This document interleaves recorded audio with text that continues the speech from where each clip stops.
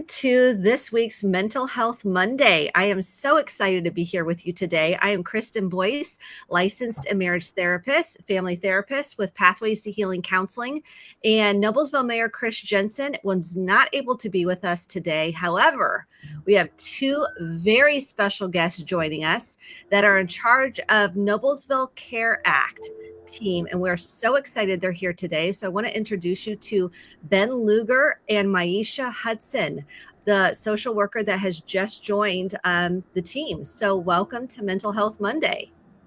Thanks for having us. I'm so glad you are here to talk about the Noble Care Act. First thing we do typically on Mental Health Monday is we start off with deep breathing. And this is just a resource that everybody can access. If you feel anxious, overwhelmed, stressed, you kind of feel activated in your nervous system. So I welcome everybody to practice the deep breathing with us. We'll do 2 deep breaths, and we call this square breathing. You're going to inhale through your nose, hold for 4. So you'll inhale for 4, hold for 4, and then slowly exhale out your mouth. And what this does is it resets your nervous system, helps us all calm down and come back to center. So let's practice together, feet on the floor. Big deep inhale through your nose. Hold. And release all that tension and tightness in your body.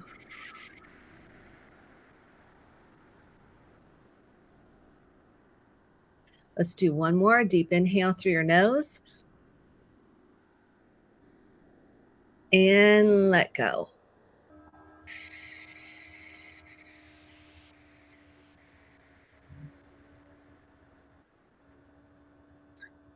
Okay, we're just going to kind of notice how that feels in your nervous system. And we welcome anybody to make notes, ask questions in the chat. We love an interactive audience.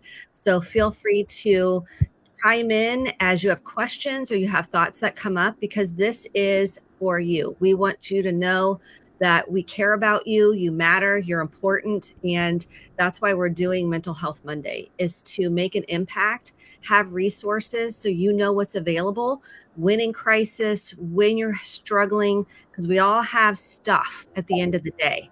So what I do is I thought we'd introduce each of you. Tell us a little bit about yourselves and what your role is in Noble Care Act, and what is Noble Care Act exactly for those that have no idea what it is. So Ben, we'll start with you. Yeah. So I'm Sergeant Ben Luger with the Noblesville Police Department. I'm the coordinator and supervisor for our Noble Acts program. I've been with the department for just about 8 years now.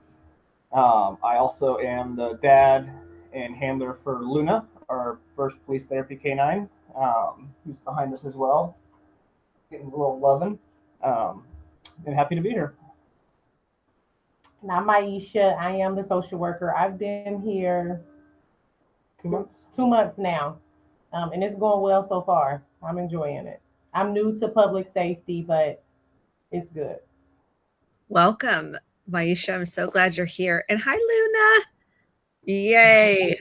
Oh, hi, Luna. You want to be a part of the conversation? Oh, therapy dogs and, service dogs. We are so grateful for them. So tell us a little bit about the Noble Care Act. What is it exactly? If everybody's like, I have no idea what that is. So Noble Act is a program the city of Noblesville started in 2020, right before COVID hit. And the idea was to join our police and our fire department with a lot of our community resources to help serve our residents in a holistic manner. We recognize that residents of our community would have police interactions, they may have fire department or EMS interactions. We weren't always necessarily talking very well with it, and this allowed us to then see the situation in its totality to identify causes and stressors of mental health, addiction, homelessness, social needs, and start making those proactive connections to our local community providers who are the experts in that field. We want to kind of walk alongside our residents and help triage needs, get them pointed in the right direction so that way they're healthy, happy, and safe. The team consists of myself on the police side.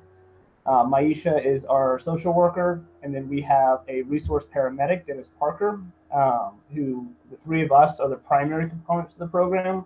We work hand in hand on situations because we each have a different specialty and a different area of expertise, so we can kind of balance each other out look at things from different perspectives. And then we have 3 other what we call EMS duty officers. Those are paramedics with the fire department that work their normal 24-hour shift. They have their own vehicle, so they can respond with the fire and the EMS crews as well as police to help de-escalate situations, get connections to service providers started right there on scene. And then a big part of what we do is we operate in 3 primary avenues. We have our crisis response, where we can respond to the 911 call itself, come in there, help de-escalate, start making safety plans, connection to care, evaluations. We have a follow-up model where if there was an interaction with police or EMS for some sort of crisis, and that crisis can range from mental health to addiction to homelessness to rent assistance or food insecurities, we'll follow up with those families, trying to, again, identify those unmet needs, get them connected to our local resources and partners to hopefully mitigate a future situation. We want to reduce incarcerations. We want to reduce unnecessary hospitalizations, and we want ultimately are trying to help our staff and our residents be healthy, happy, and safe. And that last model is what we're doing today. Is we love to teach, we love to be proactive in our community and provide education about the resources that are available to our community members. So we'll teach community groups, we'll partner with our local groups and give them mental health training, awareness training, educate and advocate for our program for residents to call us directly if they need something, so we can prevent an ambulance having to show up, prevent a loss of life, prevent a future crisis. We do have a non-emergency Noble Act phone number that we encourage residents that if they don't need a police officer, they don't need an ambulance, it's not an emergency, but we start seeing those early warning signs that something's not right with the loved one or themselves, they can call us directly, and we're happy to do a home visit. We're happy to talk to them on the phone, make referrals, provide guide, or just be an ear to listen to. What's that non-emergency number? If someone's like, you know what, I don't even know what that is. So that number is 317-770-1420. And when you call that, you'll have an option to talk to myself, you can talk to Maisha, or you can talk to Dennis Parker, our paramedic. So based on what your needs are or what your comfortability level is, you can talk to any of us and get processes started right then and there. So what would be, go ahead. I'm sorry. On the city of Noblesville's website, we're constantly updating it. We have a link to a lot of these great resources and providers, and they're broken up by category of what you need. So you may not know specifically what you're looking for, but you have a general idea of, I'm looking for something related to housing. There's a bunch of different resources, contact numbers, phone numbers, links to their website on there, so you can get things started hopefully as soon as possible. Is that under Noble Act on the website? Where would somebody find that? Okay. Yep. So if you go to the City of Noblesville website, on the top banner, it'll say Department's Public Safety. If you hit Public Safety, you'll have the option to go to the Police Department website, the Fire Department website, or our Noble Act site as well. And that's where those resources will be on there. There's safety planning information, there's crisis line information, as well as these great resource partners. Fantastic. Now, let's just walk through. Someone's like, I don't know what would constitute like a non-emergency event. Like, what are some examples of someone that might call in for a non-emergency event? Something we see a lot are family members that are providing in-home care for a loved one. There's not a medical issue going on right now. There's not an immediate safety need, but they start recognizing those warning signs. My loved one's withdrawing, they're changing their routines, or their behavior just seems to be a little out of whack, or something's going on. Those are times where you can reach out to us. We're happy to start getting things kind of proactively planned to hopefully mitigate that 911 call that would happen in the future had we not started resources. It's always so much easier getting resources started ahead of time in those earlier stages of a crisis than in that full-blown crisis mode. We work a lot with our homelessness population as well. So working on getting them into care, resources, shelter, housing. So those are opportunities where we can be really effective as well. Let's say someone wants to do a wellness check. They're worried about their loved one. They haven't heard about from their loved one, or they're just concerned. Would that be a non-emergency situation, or that would be an emergency situation, or does it depend? It'll depend on the given circumstances. At the end of the day, our program typically, unfortunately, right now works Monday through Friday. So on the weekends, we have representation from the program through our fire department, our EDOs, our EMS duty officers. but we are pretty busy in the community. So welfare checks, things of that nature can always start with the non-emergency line unless you've worked with us in the past, or again, you don't need someone kind of there right now. Then you're more than welcome to call us. And again, we can always refer it back to our patrol officers if need be. But the biggest thing is going to be if you need someone right then and there, please go ahead and call 911 or call the non-emergency line to get someone there on scene. All of our staff on both the police and fire side buy into this Noble Act program, and they call us quite frequently almost when they're out on scene, when they recognize other mental health issues or social needs going on, and we can come out or provide guidance over the phone. Right before this situation, we were working with the family because the road identified a need, and we were able to come in and provide them support. Wonderful. Tell us when Luna enters the scene. So Luna goes with me to every single call. She has her own little hammock in the back of the police car that she swings and rides in to keep her safe. And then it all depends on the client themselves. So we'll always go up first ourselves, kind of assess the scene for safety, assess the need, start building that rapport with the individual. And then if they are comfortable and want Luna there, we can bring her into their home, the side of the road, wherever we are, to start utilizing her to help de-escalate situations, kind of calm things down. If we are providing a transport to a treatment provider or a shelter or some program, and they're comfortable with it, Luna will ride in the ambulance or the police car with that client, again, to help kind of keep those anxieties. It's scary, it can be stressful down. There's a ton of research out there that shows how powerful a dog can be and just calming us emotionally, letting our brain kind of reset a little bit. And then she's got special commands that can reduce kind of heart rate, blood pressure, kind of the physiological effects of like stress and anxiety. So what have you seen in terms of the statistics with Noble Act? How many calls are you on? What's the success rate? Like, talk to us a little bit about the results of the program. Yeah. So right now, I would say our success rate is around that 65 to 70%. And what we deem a success is we engaged with the family and we were able to make an appropriate referral, and that client was able to engage with that appropriate referral. We understand there's going to be, situations that arise where something else happens. It's not like a broken arm where you put a cast on it, forget about it, and it's better all over. It's an ongoing process. So even once we make that referral, we're still available to clients. You can always call us back in, or we can always re-engage and work on some other avenue, some other plan. We've probably responded and served, I think last look, we've done over 6,000 to 7,000 encounters of some type where we've interacted with a client or been making referrals or did some sort of act on behalf of a client to get them the resources or the supports they were looking for. Wonderful. Maisha, tell us a little bit about your role specifically.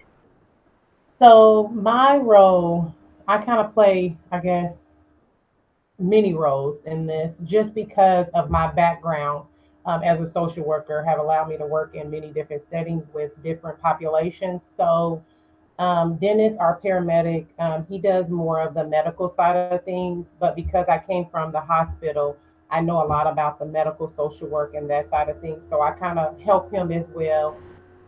Ben, he kind of stands his ground with the police part. But for the most part, my role is to get involved with these families, walk alongside them, connect them with the resources, and not just only connect them with the resources, but follow up to ensure that the connection has been made so that we can truly get these individuals from a place of crisis to some sort of stability in their own way. A lot of times, I've seen in my line of work as a social worker, connecting individuals with, resources is just one part of it, but the follow up is the biggest part because not everybody is comfortable with that transition, to connecting with these resources that they're not comfortable with. And so once we get involved, we kind of build rapport with them. And so they're used to us. And so that safe handoff is important to me, just to ensure that we reduce, somewhat of the recidivism rate, with the clients that we're working with continuing to come back to us, that they have these supports that they can really rely on, to be able to get from crisis to stability to thriving. You know what I'm saying?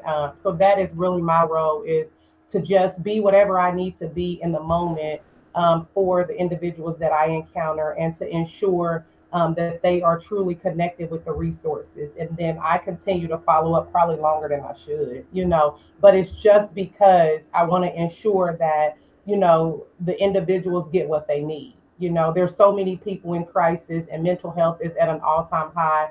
I mean, in my line of work, I've never seen it as high as it is right now. And so for me, my main focus is to ensure that they have what they need. So I wear many hats and I play many roles, and I'm just a yes social worker to helping individuals. You guys are doing such a powerful work. And I think the piece that I think is key is you care. You're following up because there's so much going on at the time, probably of that call, that to follow up and make sure they're getting what they need, they're getting plugged in, they're getting the resources. That says a lot. There's not a lot. I mean, even when we go to appointments, we don't have a lot of people following up on a regular basis. So that's a huge distinction for this program, is showing that you care about the person and their mental health and emotional well-being, physical well-being, and the system as a whole, the family system as a whole, that they're getting the resources they need. Yes. So you're playing a pivotal role. Yes. We're so glad to have you. Well, I'm really super blessed to have Maisha. She's been an absolute rock star. They give me more credit than I deserve. I don't think so. I was curious about addictions, because we're seeing the addiction rate, again, to your point, mental health is at an all-time high in terms of crisis, and we're seeing a big swing in addiction. How much do you work with addiction specifically on calls, and then the follow-up piece? Addiction plays a large component in a lot of these crises that we interact, especially when it comes to the police side of response, because you have individuals that are impaired. The addiction is a disease, and that's a health issue, and mental health part of it. But then there's the legal side of things, of having, the possession of that syringe, the possession of that addicted substance can cause a crime and criminal issue. So we try to be as involved as we can, so when it's appropriate, to divert individuals away from the criminal justice system into a successful treatment program. With addiction, we have partnerships where we can get recovery coaches connect with clients, so individuals that have that lived experience that can kind of relate on that deeper level, and work with them and navigate a complex process of getting into sobriety. It can go a million different ways, so they really help, and we rely on them a lot because of their wealth of experience and compassion and care to support our individuals that are suffering from addiction. So if someone says, I'm just trying to make this applicable, someone's listening and they're like, I have a family member that's struggling with addiction and I'm lost. Like, they are driving, maybe using substances, their functioning is decreased. Are you involved in that? Like, when would they call? I just want to make this applicable for people listening. When would they call, like, the non-emergency number? Would that be a situation where they would call, or? I would encourage people to call us for that. Even if the client's not ready at that moment in time, hopefully we can start at least getting supports in for the family members as well, because what we want to focus on the client that's in crisis, but we always try to provide supports to the caregivers and the loved ones as well. That's a taxing burden on them too, that can be stressful. So we can at least get the family members some supports as well, and we'll start trying to plant that seed. Get them connected with a recovery coach. We'll have sit-down conversations with them. We'll let them play with Luna. We'll walk with them, and the moment they're ready to accept that referral, we'll get things in place for them. I provide transportation a lot of the times. I've driven to Albion, Indiana, and to Evansville, Indiana, to get people into treatment programs that didn't have a way to get there. So we'll move heaven and earth how we can. But if you have a loved one that you're concerned about that is struggling with addiction, again, feel free to give us a call. We're happy to talk to you about the situation, talk with the client, talk with you, make some referrals, provide education on communication styles, for when that client is truly ready for that change in behavior and that referral, we can get the ball rolling pretty quickly. What I was going to add to what Ben was saying too is what we're really seeing a lot is, there's people that are not ready. And so we respect that, that they're not ready, but then there's families that struggle. And so what I understand from my, background is that the family sometimes is affected before the individual. And so being able to meet the family where they are to give them the education and the tools to begin to prepare themselves. We're actually working with a family, right now in this situation.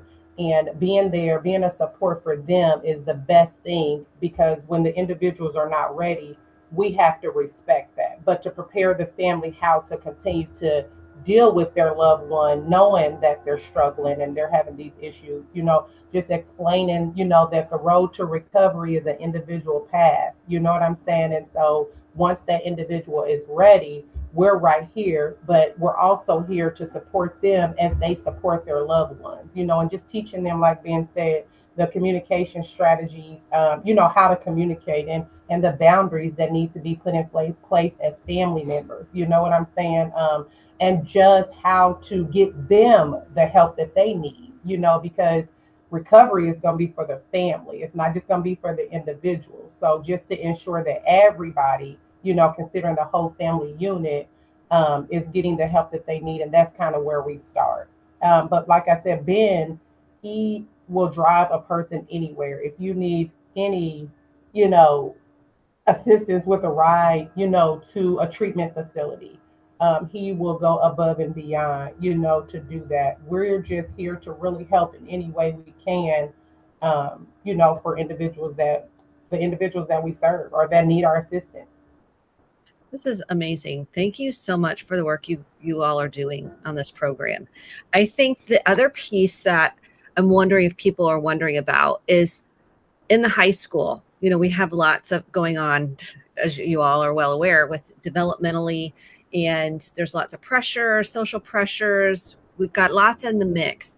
Are you in the high school talking to students? How does that, are you doing programming with Luna talking about these addiction and mental health, or is there plans to do that?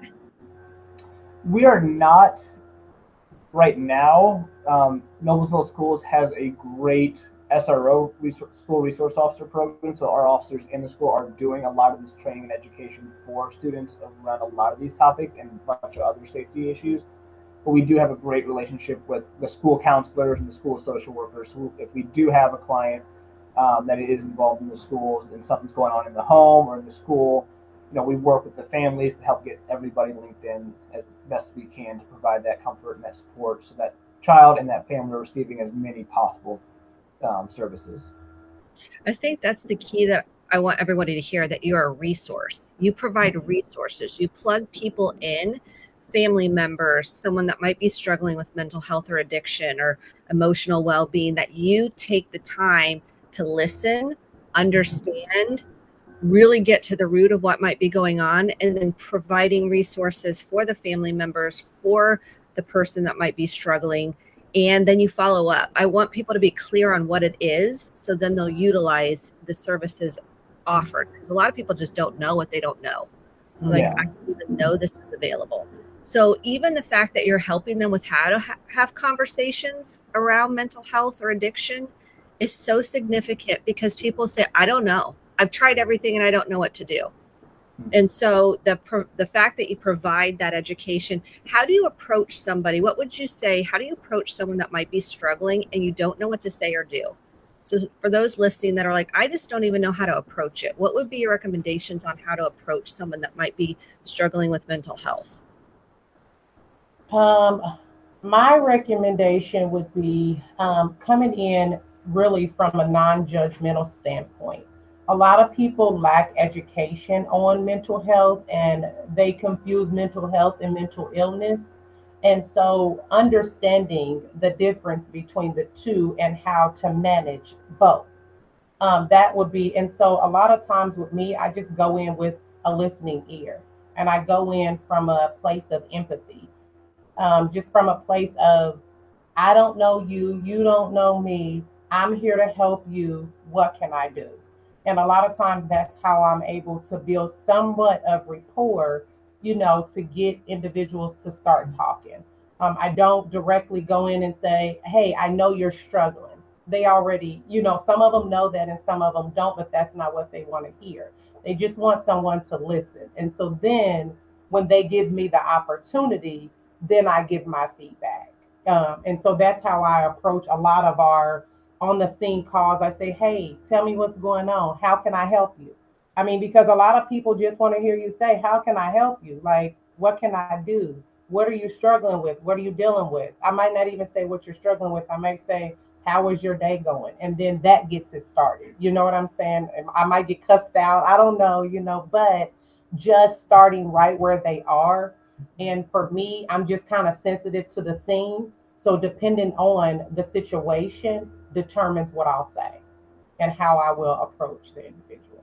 And I would recommend, we teach a lot of our officers the 5 universal truths. Yes. So everybody wants to feel respected.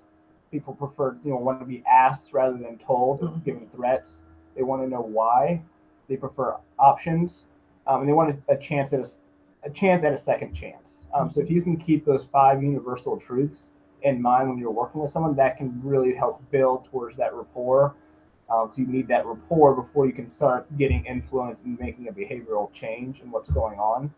I love what Maisha talks about and the empathy. That's our bread and butter. If you need someone to kick in the door on a big SWAT call, I'm probably not your officer. But if you need someone to just sit there and listen, a shoulder to lean on, I would love to do that all day long. Just knowing empathy is always key, and being non-judgmental, taking those universal truths, it'll plug right in, and you'll start to see individuals, and we see it on a daily basis. Just like we did the breathing at the beginning, that physical weight of that crisis starts to lift and be a little less heavy, and then we can start having productive conversations. The other thing we encourage a lot of our clients and our families is hopefully you have a fire safety plan. Hopefully you have a meetup point if there's a disaster or something like that. Do you have a mental health plan? Do you have a safety plan that you have written down that everybody in the family is aware of and kind of agrees to? So when we work with clients, we will do safety plans, and part of that safety plan is, again, allowing the family to know how best to help you in that crisis situation. So as loved ones, a lot of times we have the best intentions. We want to help, but we don't know how to help in that moment in the way that the person in crisis wants help. So those safety plans can be a good guidelines of how to have those structured conversations, and also what are the warning signs, what are the triggers, what are the coping skills that help, and when is it appropriate, when do we need to call 911 and have police or EMS come to the scene because there's a safety issue, or when do we need to go to the hospital because it's gotten to that severe of a situation. I just love what you said, because you have foundational pieces in place. Every family, you have a fire plan, you have, an evacuation plan. We don't really have a mental health safety plan. I don't even think people are talking about that. Like, every family needs, and I think that's one of the biggest takeaways I would say for people today, that Noble Care Act is a resource, that you have a non-emergency number that plugs you into resources, and everybody needs a mental health, emotional wellness safety plan. Is there a sample of that on the website? So if people are like, I don't know, okay, so they can go to the website and find that safety plan. So on the website, in addition to the list of all the great resources that are all around us, and we're very fortunate in this area to have access to a lot of resources, we do have our resource safety plan on there. It is a template. You're more than welcome to use that specific one or tweak it to your own individual needs and family needs. The ways art is structured is it kind of goes from least intrusive to most intrusive again. So starting on who are family, who are friends you guys can call, during a crisis situation that might be able to help kind of resolve it or calm things down, bring the tension down, or just vent to. If you're working with a counselor or a therapist, do you have their contact information? Do they have a on-call number for a crisis line that you can reach out to? Then it goes into the kind of those early warning signs and what to do from family perspective or public safety, because my officers and our medics will try to follow those safety plans as well if it's safe to do so. How do you want someone to help in those different stages of a crisis? And then it goes into, if we're exhibiting these behaviors or these certain things are going on, we need to call 911 because there's a safety issue. We want to make sure everybody in the home is safe, emotionally, physically, spiritually, in any aspect. those when it's appropriate to call 911. And again, also, if those similar, even worse behaviors, we're going to go to the hospital. And we've seen if you write it down in your own handwriting, you practice it every day, in the crisis moment, it becomes a little bit more natural to follow and to buy into it and get compliancy if we do need to go to the hospital or we do need to go to a program or do something that's a little bit more invasive than just talking about it. I would also add to that this safety plan because I remember working with a family and I kind of went over one where it's one for the individual, but then it's one for the family. How the family can also support this individual, but also support themselves. What are some of the triggers when you see that this individual has escalated? What can you do to bring yourself down and be able to meet this individual right where they are? So I've done that before also, but then I've also encouraged families that sometimes we don't really know right off the bat what sets us off, especially if we're in crisis. So over time, you can add to your safety plan. This plan is just really to help you get through some of those tough moments, maybe when you're by yourself or even when you're with your family. It's really, I say it is, it's a communication tool. It's a way to communicate with one another on how to meet each other's needs in the moment of a crisis or just a bad day because a safety plan ain't just for crises. People can have a bad day, and I need to go to this safety plan because maybe my kids made me mad today, and this is a coping strategy that I have that I can utilize to help bring me back down emotionally. So I love that Ben had that already before I got here because that is something that I probably would have added, to what we do because it's so important. We need it. You know what I mean? I think everybody could use a safety plan. It doesn't mean you have a mental illness. You know what I'm saying? It's just if you're having a bad day, you got to figure out how to balance your mental health. You got to get yourself back to, ground level. So you could use that safety plan to get you back there. I love that. And then there's the 988 number for the mental Mhm. health. It's kind of the Yeah. 911 for mental health is 988 as well. Is there anything we didn't cover as we wrap up that you feel like is important for anybody listening to know about you both or the program? So I wore this shirt kind of specifically to CIT, so Crisis Intervention Teams. So Hamilton County, we were very blessed. The vast majority of our officers and a lot of our paramedics go through our Hamilton County Crisis Intervention training. And what that is, it's a week-long course that officers, medic, or police social workers go through, other community providers, getting that education on mental health, on addiction, on the resources in the community. So if you do have a crisis and we do need to get police out there, we do need to get EMS out there, that it's a safety issue. We need someone there to help de-escalate things, provide a transport, or help make referrals. When you talk to the dispatchers, that can be really overwhelming. Our website has some information on kind of what to expect from dispatch, what questions they may ask, so you can be prepared. But I really encourage you to ask for a CIT officer.